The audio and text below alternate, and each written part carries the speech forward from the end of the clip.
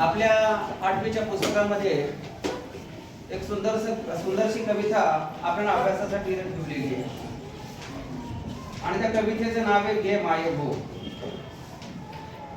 आता हे मायभो म्हणजे या ठिकाणी या मातृभूमीला माईची किंवा आईची उपमा त्या ठिकाणी दिलेली आहे. खरं तरी जी मातृभूमी आहे या मातृभूमीचे आपल्यावर आई इतके त्या ठिकाणी उपकार आहेत किंवा आईपेक्षा सुद्धा जास्त उपकार आहेत म्हटलं तरी चालेल. आई जसं या ठिकाणी आपल्याला जन्माला घालते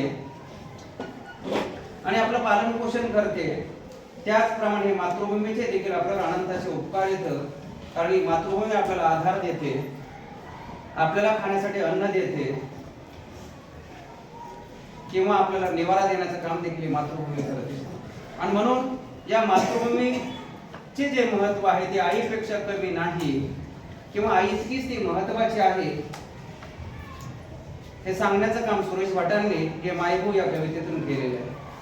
तर मी सर्वप्रथम या ठिकाणी त्याचा परिचय वाचतोय. सुरेश भट लिखित ही जी कविता आहे त्यांचा जन्म 1932 आणि मृत्यू आहे 2003 सालचा. सुप्रसिद्ध कवी गझलकार सुरेश भट यांचे खरे सामर्थ्य त्यांच्या राजकीय सामाजिक आशयाच्या कवितातून जाणवते. रूपगंधा, रंग माझा वेगळा, यलगार, झंझावात हे त्यांचे काव्यसंग्रह प्रसिद्ध आहेत. त्यांनी गझल हा रचनाबंधाचा निष्ठापूर्वक स्वीकार व प्रसार केला. त्यांच्यामुळे गझल हा प्रकार मराठीत अत्यंत लोकप्रिय झाला. काफला या संपादित संग्रहात त्यांच्या काही निवडक गझलांचा समावेश आहे.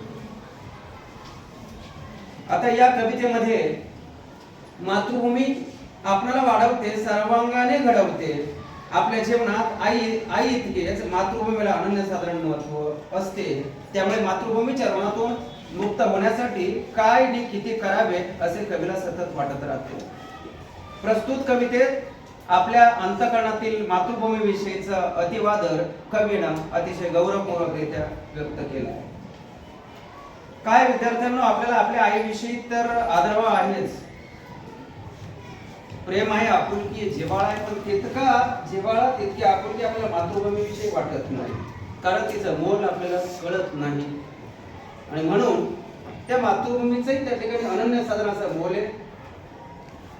आणि हे सांगण्याचं काम कवी सुरेश भटांनी या कवितेतून केलेलं आहे. मी कवितेचं या ठिकाणी वाचन करतोय.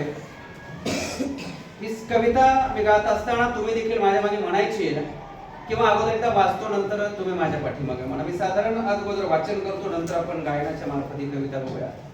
गे मायभू तुझे मी फेडी न पांग सारे आणि नारतीला हे सूर्य चंद्र तारे.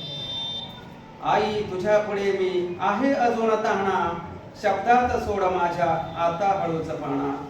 आई तुझ्या पुढे ही माझी व्यथा कशाला, जेव्हा तुझ्यामुळे ह्या जन्माचा अर्थ आला. मी पाय धूळ घेतो जेव्हा तुझी जराशी, माझी ललाट रेषा बनते प्रयाग काशी. आई तुझी अशी मी गाईन रोज गाणी, माझी तुझ्या दुधाने गेली भिजून वाणी. कवितेचं या ठिकाणी सर्वसाधारण वाचन केलंय. असे तुमच्या काही प्रमाणात लक्षात आला असावा की मातृभूमीचा गुणगौरव करण्याचं काम सुरेश भटांनी या कवितेतून केलं आहे. म्हणजे सुरेश भटांना जसं मातृभूमीचं महत्व कळलं, या मातृभूमीचं किती ऋण आपल्यावर आहे हे कळलं, तसं आपल्या प्रत्येकाला या मातृभूमीचं ऋण कळणं अत्यंत महत्वाचं आहे. कारण मातृभूमीच्या आश्रयानं आपण या ठिकाणी तिच्यावर वास्तव्य करतोय, तिथे राहतो. ही मातृभूमी आपल्याला सगळ्या गोष्टी उपलब्ध करून, पाणी उपलब्ध करून देते, चारा प्राण्यांसाठी चारा उपलब्ध करून देते, माणसांसाठी अन्नधान्य उपलब्ध करून देते, निवाऱ्याला आधार इथे देते. परंतु आपण या गोष्टी कधीच लक्षात येत नाही. हे थोडं आपल्या बाबतीत दुर्दैवच म्हणावं लागेल. आणि म्हणून आपण खरं तर दोन गोष्टींना नेहमी प्रणाम केला पाहिजे, वंदन केलं पाहिजे. एक म्हणजे आई आणि दुसरी म्हणजे आपली मातृभूमी.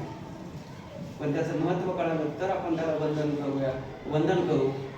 आणि म्हणून एकदा ही कविता मी गायन करतोय, तुम्ही माझ्या पाठीमागे म्हणण्याचा कृपया प्रयत्न करा. गे मायभू तुझे मी फेडी न पांग सारे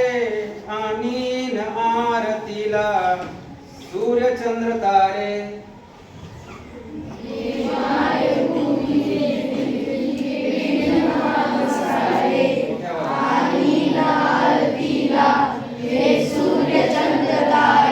ये माय भू तुझे मी फेडीन पांग सारे आणि न आरतीला हे सूर्य चंद्र तारे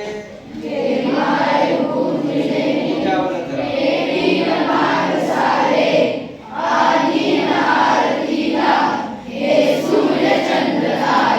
आई तुझ्या पुढे मी आहे अजून ताना शब्दात सोड माझ्या आता हळूच पाना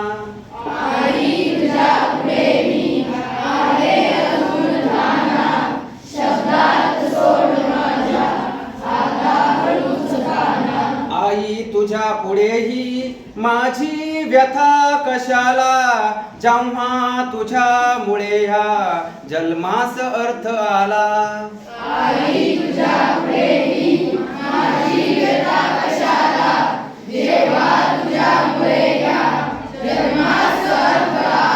मी पाय धूळ घेतो जेव्हा तुझी जरासी माझी ललाट रेषा बनते प्रयाग काशी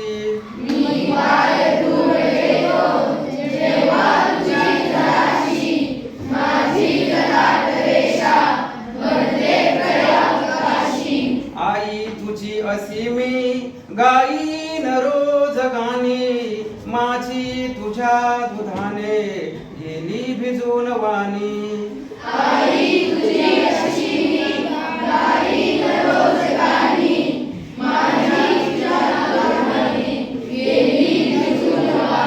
हे माय भू तुझे मी फेडीन पांग सारे आणि न आरतीला हे सूर्य चंद्र तारे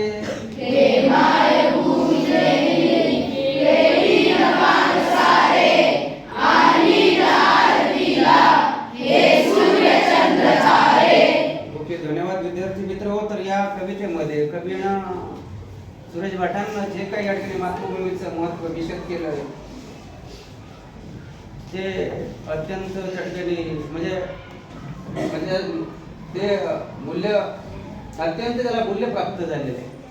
त्याचं ऋण या मातृभूमीचं जसं आईचं ऋण आपण कधीच त्या ठिकाणी म्हणजे फेडू शकत नाही तसं मातृभूमीचं ऋण देखील आपण फेडू शकत नाही. आणि अशा पद्धतीनं ही कविता आपण आता त्याचं स्पष्टीकरण बघणार आहोत आणि ते स्पष्टीकरण आता पुढील प्रमाणे ते आपण प्रत्येक ओळीचं त्या ठिकाणी द्वारे आपण बघूया.